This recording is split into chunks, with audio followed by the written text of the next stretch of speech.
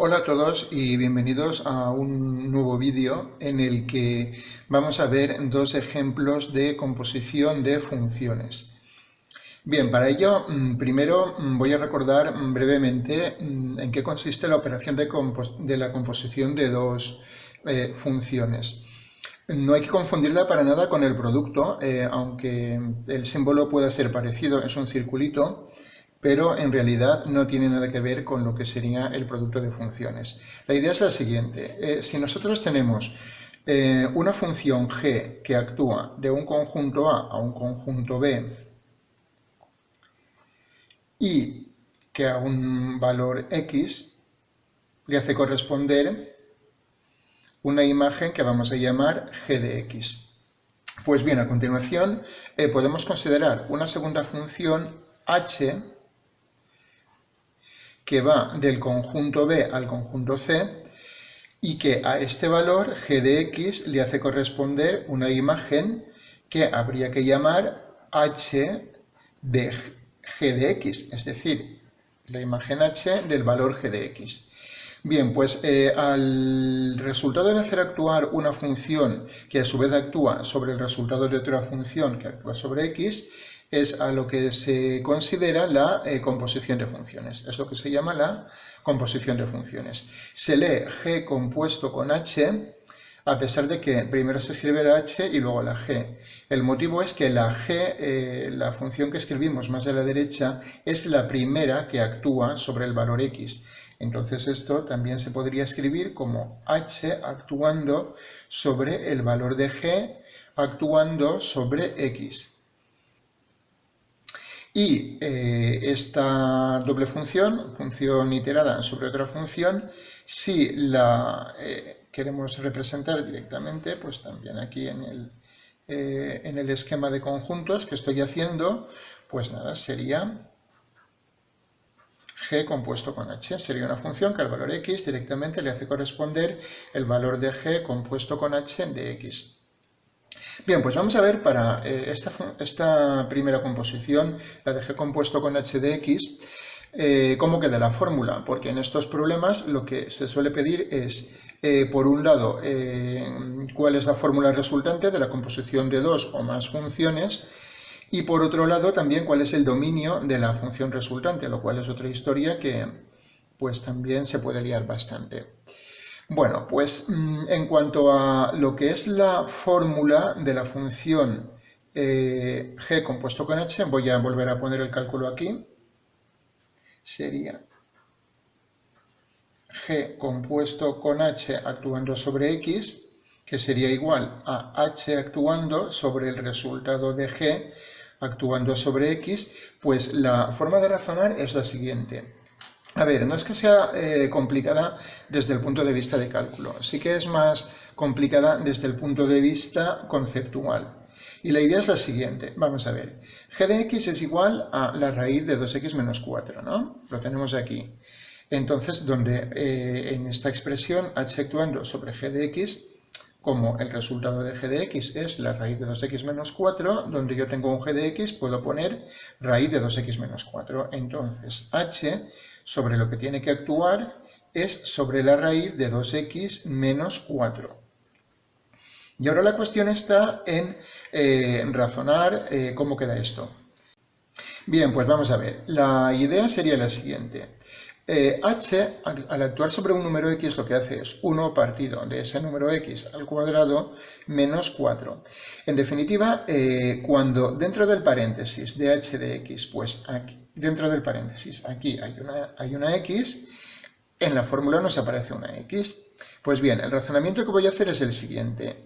Si cuando aquí hay una x, dentro del paréntesis, en la fórmula aparece una x, si cuando dentro del paréntesis de h haya una raíz de 2x menos 4, pues en la fórmula, en lugar de una x, tendría que aparecer la raíz de 2x menos 4. Es decir, si cuando aquí hay x, cuando aquí hay raíz de 2x menos 4, aquí tiene que haber raíz de 2x menos 4.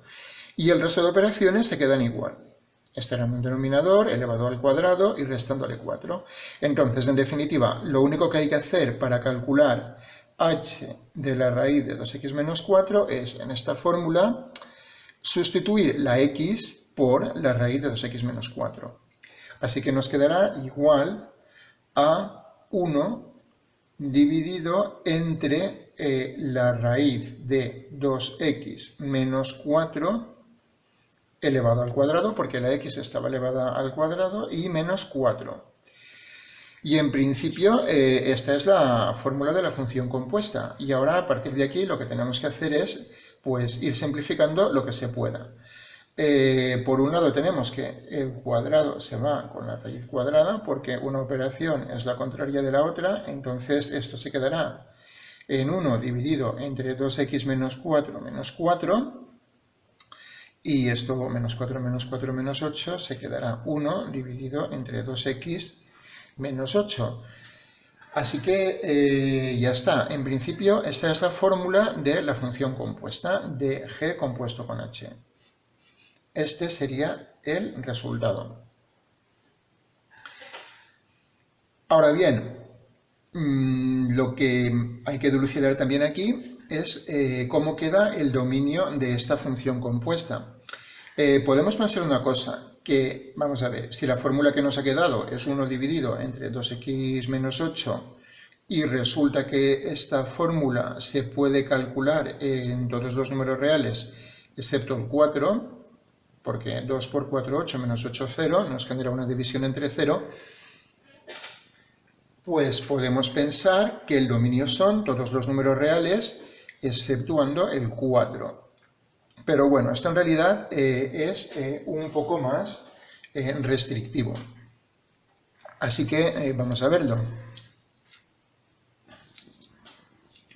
Bien, para razonar esto, pues nos tenemos que ir a cuál es el dominio de una función compuesta. En este caso, el dominio de la función g compuesto con h. Vamos a ver, pues este dominio, por definición, son los valores de x pertenecientes a el dominio de g, es decir, los valores de x pertenecientes al dominio de la primera función, tales que su imagen, tales que g de x, pertenece a el dominio de la segunda función, en este caso h. Bueno, y ahora lo que tenemos que ver es cómo se mastica esto, es decir, pues cómo plasmamos esto en los dominios de las funciones que para empezar tendríamos que empezar a calcular. Bueno, aquí lo que tenemos que ver es que tenemos dos condiciones. Hay una primera condición, que es que x debe pertenecer al dominio de g, y luego hay una segunda condición que es para esos puntos. Segunda condición, pues la imagen de esos valores debe pertenecer al dominio de h.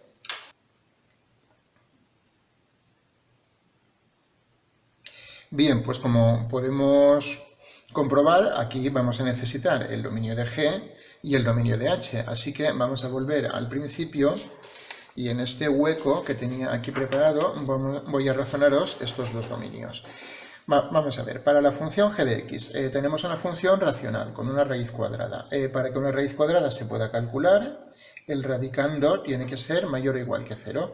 De manera que la forma de obtener el dominio de esta función será planteándonos dónde esta inecuación 2x menos 4 tiene solución, es mayor o igual que 0. Esto es muy sencillito. 2x ha de ser mayor o igual que 4.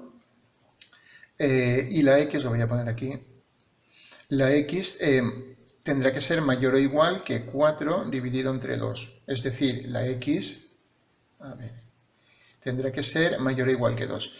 Un comentario respecto a esto. En una ecuación, un número que está multiplicando se puede pasar dividiendo siempre que sea un número positivo. Si es un número negativo, para pasarlo dividiendo, yo recomiendo primero multiplicar por menos 1 y cambiar el sentido de la desigualdad.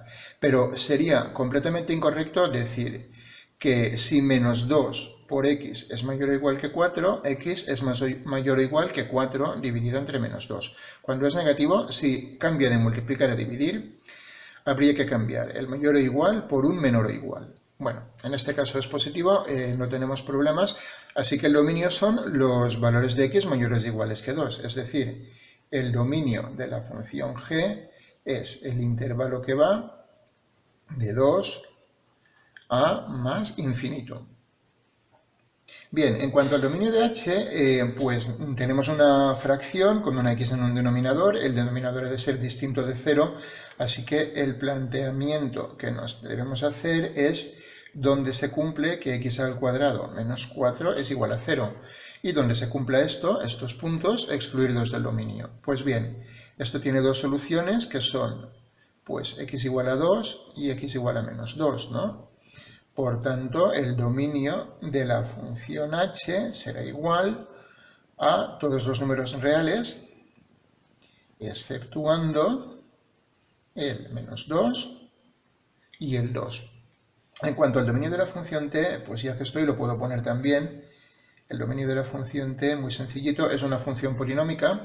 Las operaciones que aparecen en un polinomio no tienen ningún problema de cálculo, se pueden calcular siempre. Así que el dominio va a ser todos los números reales. Bien, y ahora volviendo al dominio de la función g compuesto con h, pues venga, vamos a ver. Han de ser los puntos del dominio de la primera función cuya imagen a su vez forma parte del dominio de la segunda función. Pues bueno, los puntos del dominio de la primera función pues son el intervalo que va de 2 a más infinito. Pero claro, el dominio de la función compuesta no tienen por qué ser todos estos puntos. De entrada serían estos puntos. Pero les tenemos que exigir una condición más, que es que la imagen pertenezca al dominio de la segunda función. Para ello, y yendo un poco rápidos en el cálculo, pues podemos hacer una cosa. Podemos ir a ver cómo nos ha quedado la fórmula del final, que era 1 partido de 2x menos 8. Y ver, pues nada, dónde esta fórmula no se puede calcular. Como es un caso simple, el denominador vale 0 solo en x igual a 4, ¿no? 2 por 4, 8, menos 8, 0. Así que resulta que esta fórmula no se puede calcular en el 4. Pues bien, eso quiere decir que el dominio de la función compuesta va a ser este intervalo exceptuando el 4. Es decir, el 4 es un punto del dominio de la primera función donde al hacer el cálculo de la función compuesta ocurre que no pertenece al dominio de la segunda función. Bien, y en principio ya está. Este sería el dominio de h compuesto con g. Pero para hacerlo con un poco más de detalle, pues voy a comprobaros cómo lo que vale la primera función, la g en 4, no pertenece al dominio de la segunda función. A ver, lo que vale la función g en 4 sería pues la raíz cuadrada de 2 por 4 menos 4, que sería la raíz de 8 menos 4, que sería la raíz de 4, raíz cuadrada positiva. Si tuviéramos que tener en cuenta la raíz cuadrada negativa, la raíz debería llevar un menos. Bien, la raíz de 4 es 2. Y como tenemos aquí, el 2 no pertenece al dominio de la segunda función. Por tanto, es un punto del dominio de la primera función cuya imagen, g de 4, que es 2, no pertenece al dominio de la segunda función, que es h, que son todos los reales, exceptuando el menos 2 y el 2, así que lo tengo que quitar del dominio de la función compuesta. Pero bueno, como veis, esto ya se veía directamente porque aquí 1 partido de 2 por 4, 8 menos 8, 0 no se puede calcular.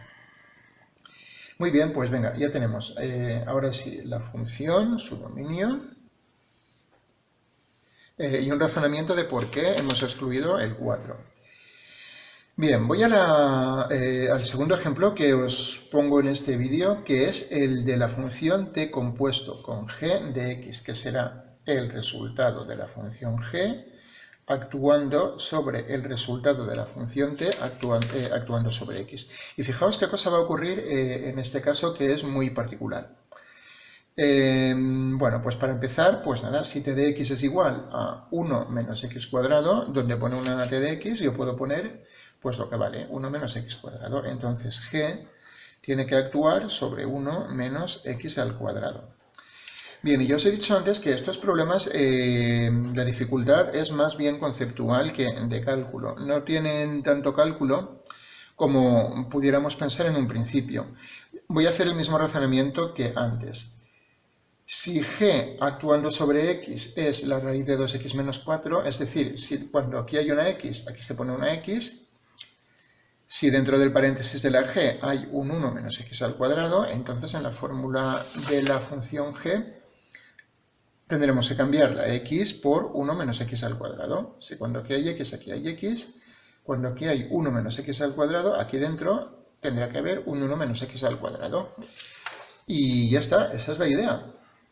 Con lo cual, esto será igual a la raíz de 2 por, en lugar de poner x, como aquí no hay una x, hay un 1 menos x al cuadrado, 2 por 1 menos x al cuadrado menos 4.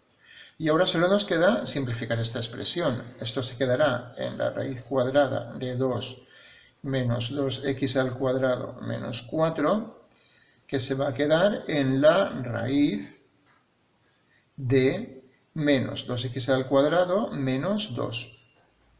Y esta sería la fórmula de la función compuesta. ¿No le veis mala pinta a esta fórmula? Porque a mí me da que tiene muy mala pinta, ¿eh? Así que, bueno, lo dejo ahí de momento y voy con el dominio. ¿Cuál será el dominio de la función t compuesto con g? Bueno, pues como he dicho antes, en este caso tendrán que ser los x pertenecientes al dominio de la función que actúa en primer lugar, que es la t, que cumplen la condición que su imagen, es decir, t de x, pertenece al dominio de la función que actúa en segundo lugar, que es la g. Bueno, igual cuesta un poco de decir, pero en realidad es muy fácil también.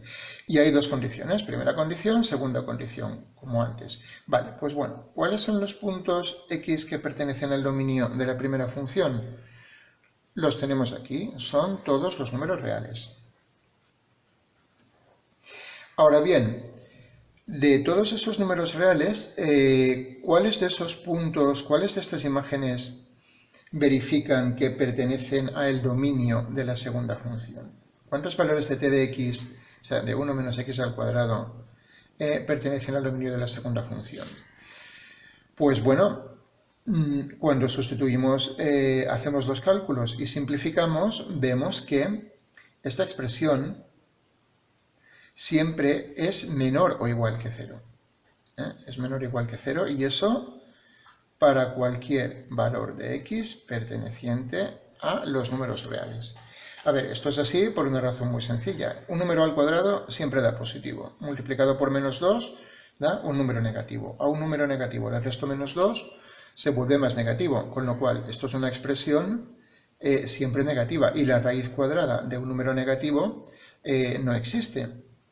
Con lo cual, pues eso significa que esta fórmula no se va a poder calcular nunca, por tanto, la función compuesta realmente no se va a poder calcular nunca. Y es que los valores de la primera función, tales que su imagen pertenecen al dominio de la segunda función, lo que está ocurriendo aquí es que no hay ninguno. Es el conjunto vacío. Sustituya yo el valor de x que yo sustituya aquí.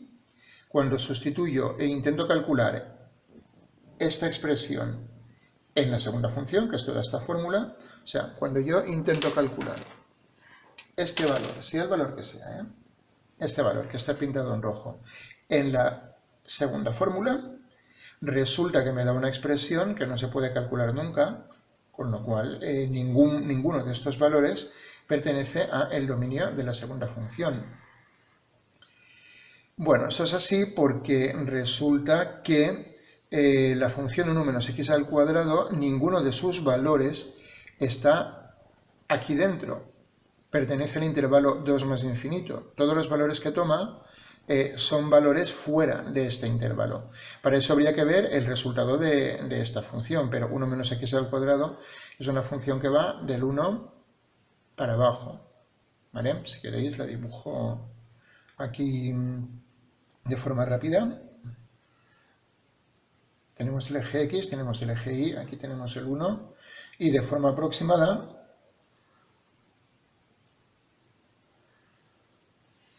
este es el recorrido de la función g de x. Perdón, este es el recorrido de la función t de x, o sea, esta es la fórmula de t de x. El recorrido es desde aquí, desde el 1 a menos infinito, ¿vale? Y la función g de x, su dominio es del 2 hacia más infinito, incluyendo el 2. Este es el dominio de la función g. Bien, pues como vemos, y este es el recorrido, lo pinto en... vamos a ver. Lo pinto en verde. Este es el recorrido de la función. Esta es la imagen de la primera función. Esta es la imagen de t. Bien, así que ocurre que en la imagen de la primera función, los valores que toma la primera función t de x son todos estos. Estos son los valores de t de x, pintaros en el eje y, claro, se basa en la gráfica.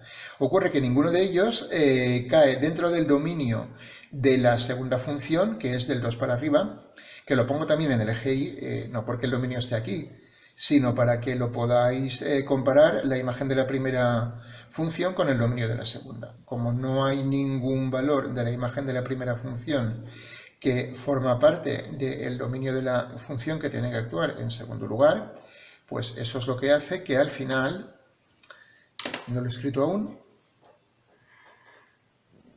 vale, eso es lo que hace que al final, y con esto termino, el dominio de g compuesto con t, perdón, de t compuesto con g, pues sea igual a el conjunto vacío, lo cual quiere decir que en realidad esta función no existe. Una función que no toma ningún valor es que no existe. Y nada, pues hasta aquí este vídeo. Espero que os haya gustado y hasta el siguiente.